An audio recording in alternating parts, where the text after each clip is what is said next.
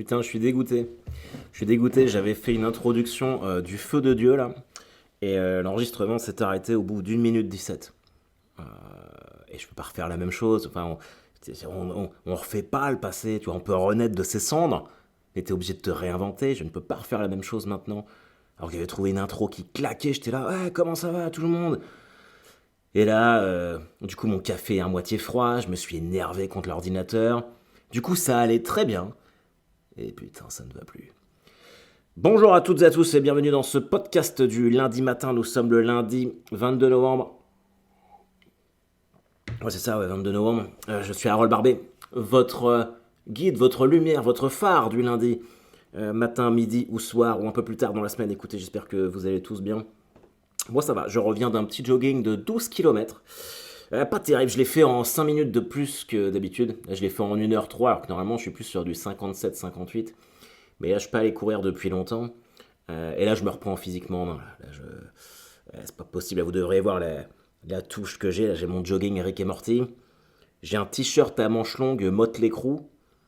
C'est Motley Crue, c'est ce groupe de métal. Il y a leur film sur Netflix, là, The Dirt. Je vous conseille, c'est marrant. Mais c'est le groupe de métal le plus misogyne au monde. C'est vraiment des connards, les mecs. Je sais même pas comment ça se fait que j'ai un t-shirt d'eux. En tout cas, c'est un t-shirt de Noël. Du coup, il y a des flocons dessus. Et il y a une meuf à poil avec des branches de rennes sur la tête. Parce que c'est un t-shirt de Noël. Il y a quand même assez peu de chances que vous me voyez porter ce t-shirt en public. Pourquoi je le porte? Parce qu'il est confortable. Mais la mauvaise surprise, c'est que là, je l'ai mis, il me serre un peu au niveau du bide. Et l'année dernière, c'était pas le cas. Alors bon, là, c'est vrai que j'ai fait pas mal de renforcement musculaire pour le tournage de L'île prisonnière, donc que ça me serre en haut et au niveau des bras, logique. Mais le bide, non, pas possible. Mais ça, c'est parce que depuis le mois d'octobre, là, je bois beaucoup trop de binous. Je suis en tournée, là, je bois des binous avec vous tous. Ce qui explique aussi que je mette 5 minutes de plus à faire mon 12 km. Donc là, terminado, là je fais gaffe. Là, j'ai couru 12 km. Demain matin, c'est direction piscine. Mardi dernier, j'ai fait ça. J'ai fait 1,5 km de natation après avoir déposé les enfants à l'école. Non, non, faut que je refasse gaffe. Et puis voilà, ça me fait chier parce que c'est mon seul jour de congé, hein. Alors, j'enregistre le podcast, mais je le fais de bonne grâce parce que j'adore faire ça avec vous. Mais on a acheté un îlot pour la cuisine avec Elisabeth. Donc, il y a des mecs qui viennent le livrer là entre midi et 2 et qui viennent l'installer. Et ça me casse les couilles. Ça me casse les couilles. Je pensais que j'allais être tranquille tout seul, à me faire chauffer une pizza, à regarder Entourage, la main placée sous l'élastique du jogging, tranquille, à lâcher des grosses caisses et à rôter. Et non, va falloir que je sois là. Ah, ça, vous avez besoin de rien? Ça me casse les couilles. Enfin bon, j'avais prévu des trucs aujourd'hui à dire. Et puis en fait, j'ai pas envie. Je crois que j'ai juste envie de parler. J'ai juste envie de parler de trucs. La semaine dernière, samedi, j'ai joué à Sens. C'était incroyable, les amis. C'était incroyable. Dans Lyon. Ils ont surkiffé, les gens là-bas. Si vous écoutez ce podcast, je suis content que ça vous ait plu. Après, vous avez une région de tueurs en série, du coup, je comprends que ce que je fais vous plaise. Donc voilà, je retourne dans Lyon, là, fin janvier, à Auxerre. Je fais 2 dates là-bas. Je pense que ça va vite être sold out. Donc ça, c'est très très cool. C'est très très cool. Je suis désolé, je suis un peu au taquet à l'affût, parce que j'ai des problèmes de podcast, d'enregistrement. Et ça me saoule. Si ça se trouve, il va se terminer très vite, ce podcast. Faut au moins que j'atteigne les 20 minutes. Non, ouais, Sens, incroyable. Bon, la ville est pas incroyable, on va pas se mentir. D'ailleurs, j'ai dormi à l'hôtel, à l'Ebis Hotel, dans une zone commerciale. Ces zones-là, c'est vraiment en train de tuer toutes les villes de cette taille-là. Tu vois, genre Poitiers, j'étais où l'autre jour, Célestat. Tous les centres commerciaux sont les mêmes. T'as exactement les mêmes magasins, là. En général, c'est séparé en deux par un rond-point. D'un côté, t'as un McDo, de l'autre, t'as un KFC ou un Burger King. Tout est pareil. Tout est pareil. J'ai même pas pu voir le. Je suis désolé, hein, c'est saccadé parce que l'enregistrement il plante, je sais pas pourquoi. J'ai pas pu voir le centre-ville de Sens. Enfin, je l'ai vu que by night. quand j'ai ramené Sophie Talman dans son hôtel en face de la basilique. Attendez, je vous le redis pour que vous ayez bien entendu.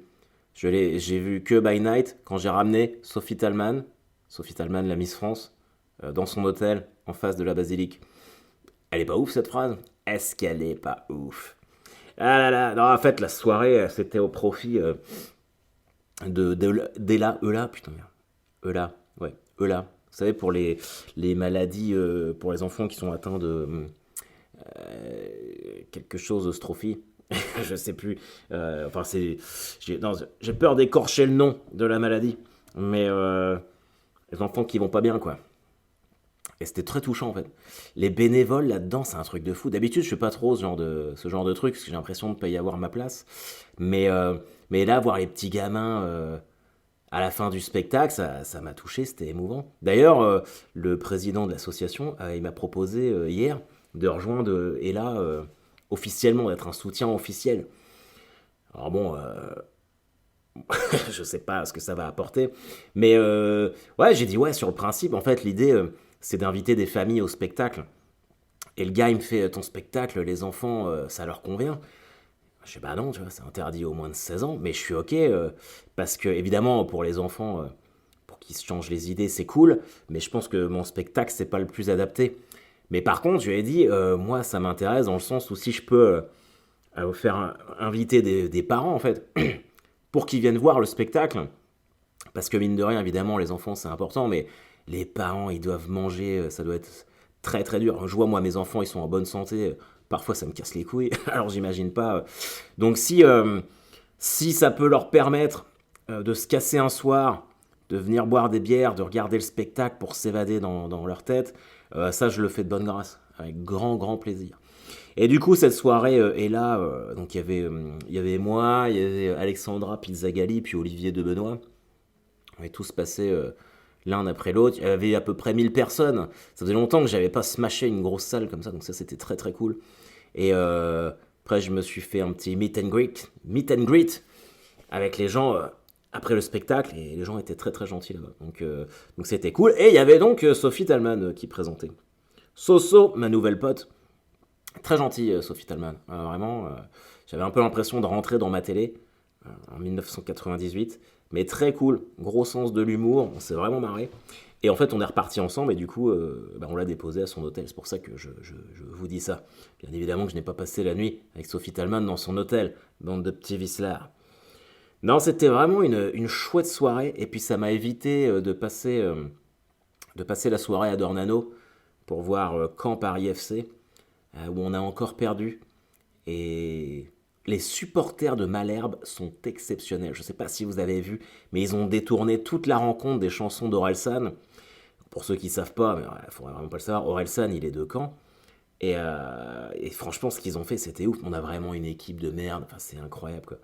Je pense que là, je sais pas, là, je la sens pas cette saison. Et il y avait Orelsan, du coup, au stade samedi. Et moi, j'y étais pas. J'aimerais bien le rencontrer. Vous savez qu'on habite à 6 km l'un de l'autre. Lui, il est en bord de mer. Moi, je suis un petit peu plus dans les terres, mais il y a 6 km qui nous séparent. On est de Caen tous les deux. On est nés en 83 tous les deux. Il n'y a pas 1 milliard de personnes à Caen qui font de la scène. Et ben, on s'est jamais rencontrés. Alors j'ai bien conscience que j'ai pas la notoriété d'Orelsan, hein, c'est pas ce que je dis, mais comme il passe les 2 tiers de sa vie ici, et que moi je suis quand même régulièrement là, et que quand c'est pas Los Angeles, on aurait pu se croiser. D'ailleurs mon barbier, Joachim Barbier, the best of the best, c'est le coiffeur d'Orelsan. C'est lui qui l'a coiffé pour son mariage, donc il y a quand même des veines communes, donc jamais. Mais j'aimerais bien. Un de ces quatre, je vais aller frapper à sa porte. Salut, c'est moi. Et qui êtes-vous? Alors comment il parle Orelsan? Un peu comme ça. Non, ça c'est Monsieur Burns. Bon, je sais pas imiter. Mais c'est terrible. D'ailleurs, en parlant de foot, en fait, ça m'énerve, putain. Là, je fais une grosse tournée. Je rentre hier, je suis un peu fatigué, je joue avec les enfants.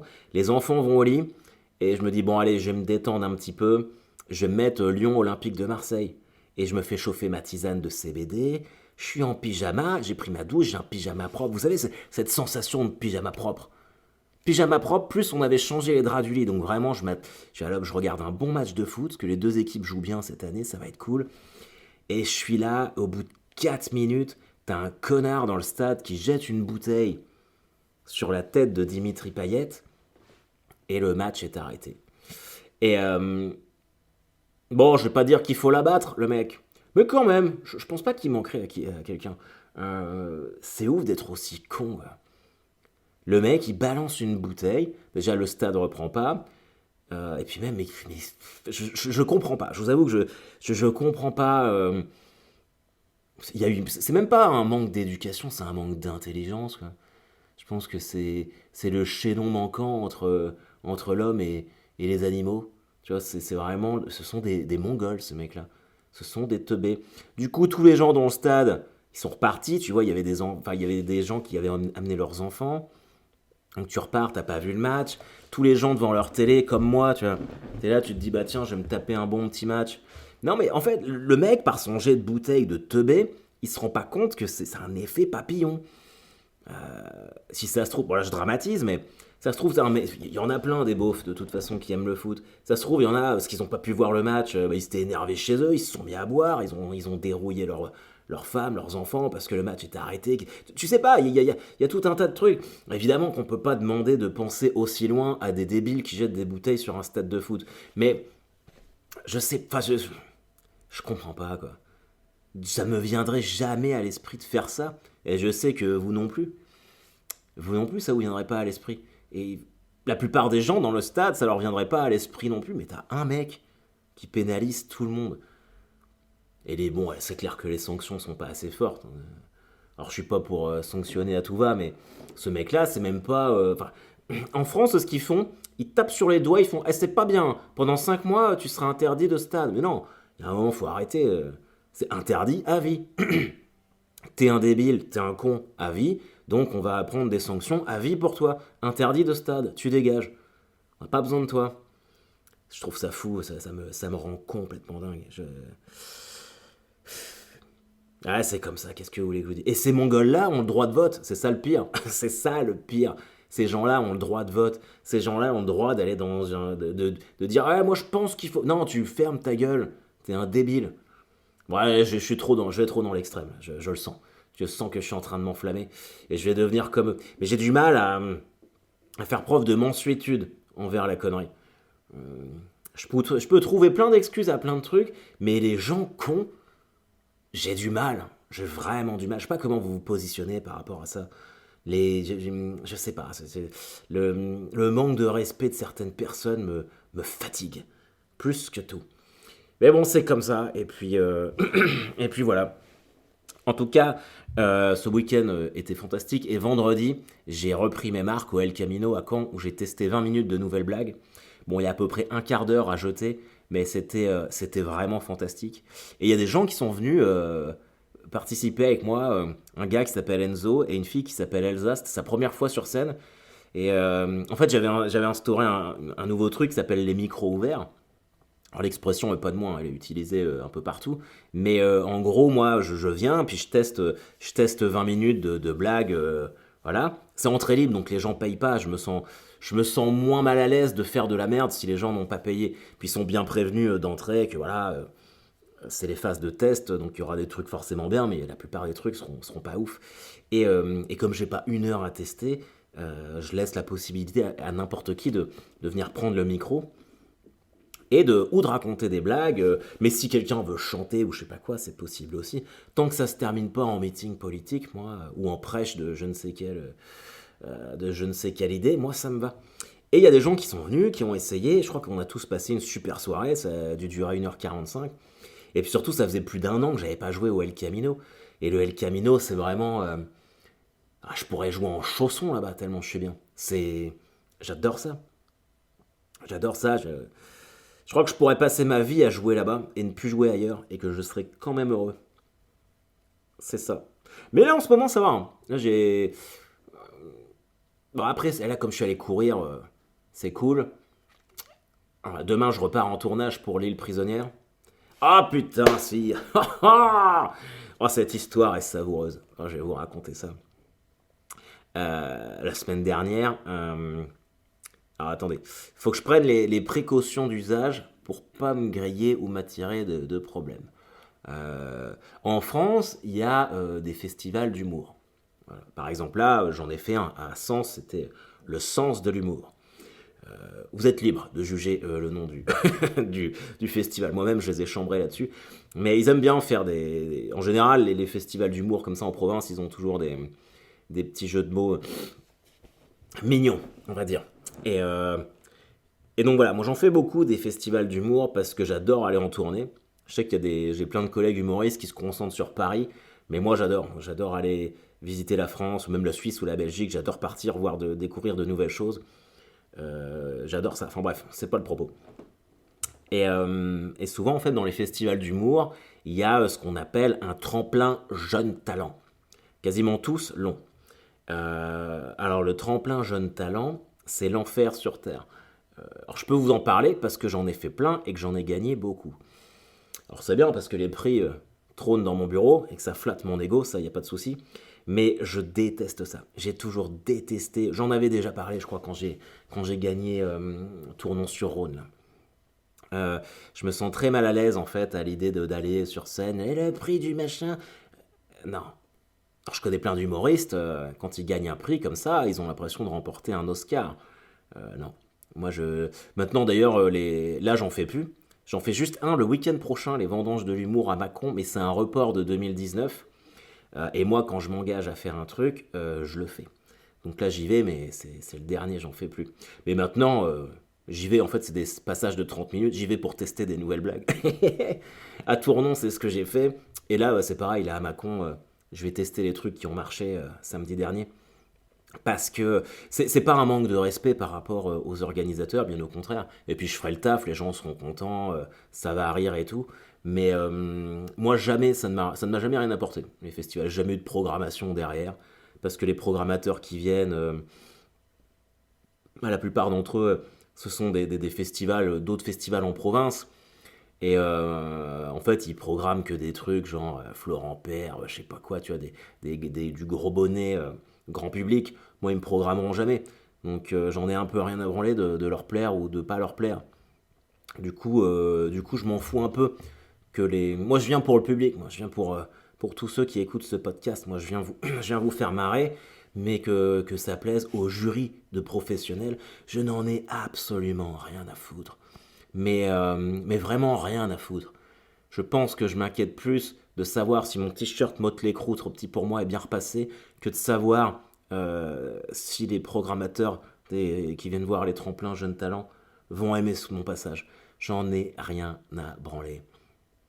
Donc voilà, mais je ferai le taf quand même. Enfin, quoi qu'il en soit. Voilà, donc ça c'est l'idée des tremplins jeunes talents. De même, tremplin jeunes talents.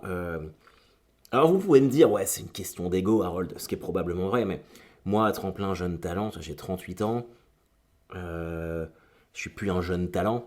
Alors, je suis pas quelqu'un qui a une super notoriété, mais j'ai quand même fait deux trois bricoles, tu vois.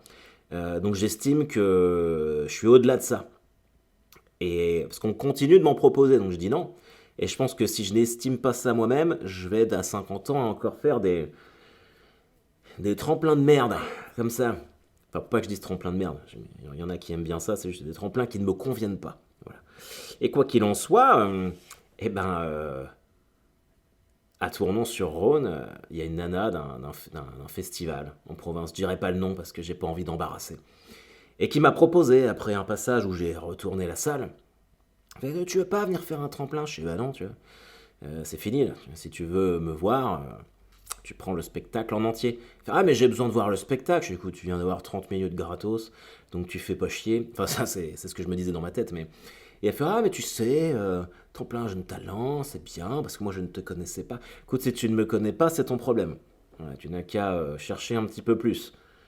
Et puis voilà. Et enfin bref, il se trouve que la personne qui représentait ce festival fait des auditions pour son fameux tremplin jeune talent. Des auditions qui ont lieu dans la capitale française et qui étaient en deux parties.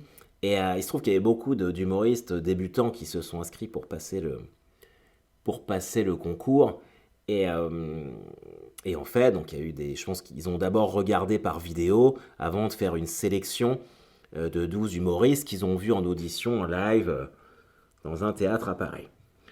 Et, Je pèse mes mots parce que j'essaie de faire gaffe. Mais je me suis toujours dit, moi, tous les enfin, voilà, faut que ça soit clair quand même. Je mets pas tous dans le même panier parce que enfin, j'en ai fait plein que j'adore. Par exemple, l'air d'en rire en Vendée, j'adore ça, le sens de l'humour, c'est clair que j'y retournerai.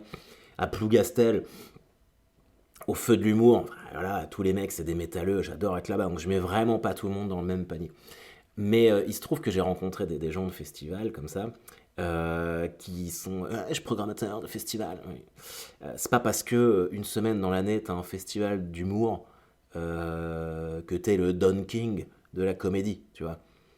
En vrai, dans la vie, tu vas être secrétaire médical ou assistante dentaire, tu vois. Il n'y a pas de petit métier, mais reste sur terre. Moi, j'essaye toujours de pas trop de pas trop péter plus haut que j'ai les fesses.